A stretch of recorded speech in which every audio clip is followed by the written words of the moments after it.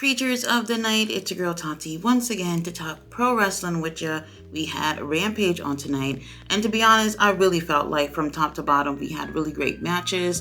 The show could have been more solid, like how I was talking about a Ring of Honor yesterday, but this one was actually a pretty good Rampage in terms of match quality. Now, we did start off with Matt Sydal versus Chris Jericho. Ain't no beef between the two of these guys. These guys are just going one-on-one, and I really did enjoy this as an opener. This was definitely the longest match of the night. Now, I was actually really surprised to see when Chris Jericho comes out, pretty much everybody in the whole audience is, singing Judas, and they're having a great time. Don't see any like booing or anything like we've seen over in the past few weeks. So it did look great. However, the show was taped, so they could have manipulated things if they wanted to. So I'm not 100% sure about that. Now, he does have a really great match with Matt Sydal. At times, the energy isn't all the way there, but because these two guys are no strangers to each other, the chemistry definitely was there. Chris Jericho, obviously not as young as he used to be, so he doesn't move as gracefully as he used to.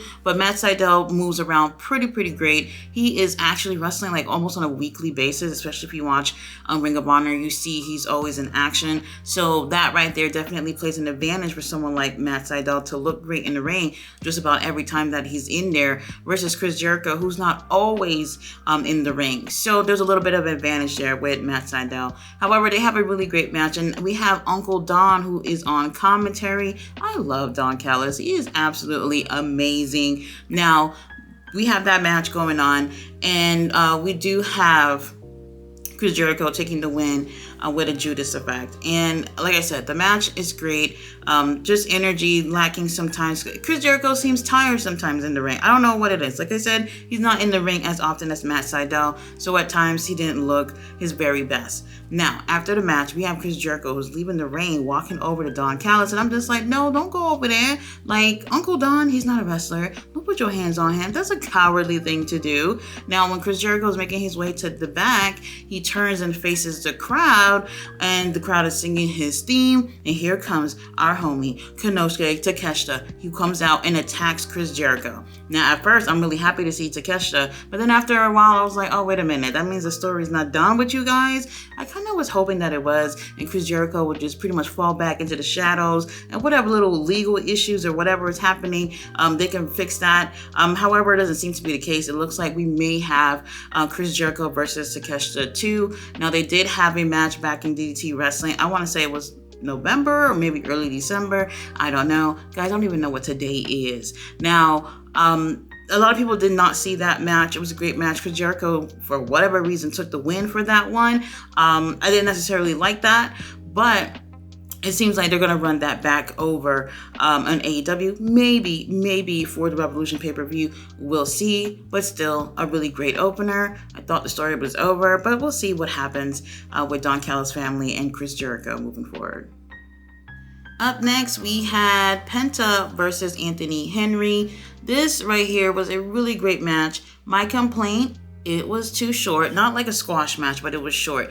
And in this case, it really favored Penta over Anthony Henry. Now, if you watch my Ring of Honor reviews, you'd know that I've said so many times that Anthony Henry, while he's really great with JD Drake as a tag team, I think he's better on his own during singles competitions. There's something really special about him in the ring when he's doing his solo thing. I just feel like if they just work with him in terms of him having some time on the mic, like this guy could really be something special. He's so great in the ring. I really enjoy him, and I just feel like as great as the match was, you didn't get a chance to see him at his best, and this whole situation favored Penta take a win with a pile driver. I would love to see these two back in the ring in a much longer match where we can actually see more of Anthony Henry, what I'm used to seeing of Anthony Henry, instead of them putting this thing in a way for Penta to look great. Now, Penta's one of my favorites in AEW. He's one of the most versatile wrestlers that's over there, which is why I enjoy him, because he can get in the ring with anybody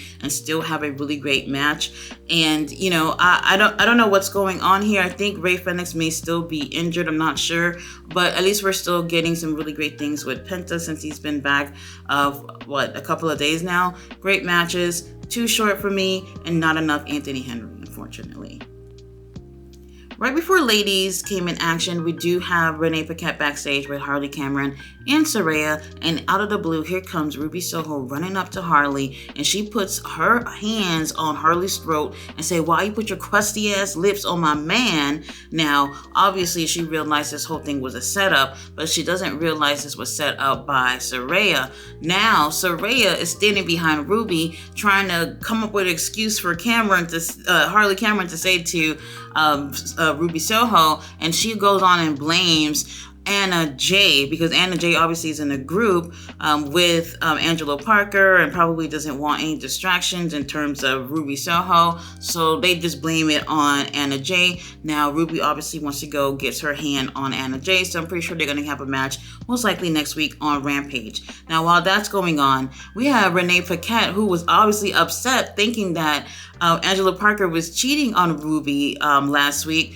but this time she peeped game and she's like, "Wait a minute, Saraya, you set up this whole shit?" Like, she just giving her those crazy eyes because she actually believed this whole foolishness. Now, I love the drama or whatnot, but what's going to be the payoff in this whole thing? Who's going to win gold from this little story? I don't know. Nobody's going to win anything. They don't got no championships.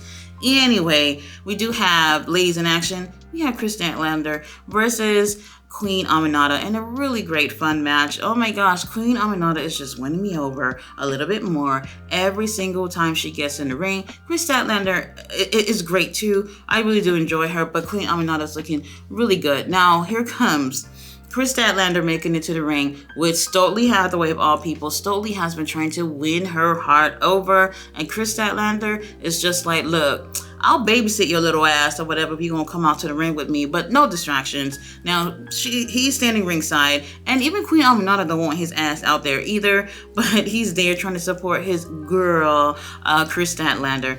Chris does take the win here, but on commentary, they're praising Queen Aminata a lot, which I really do appreciate.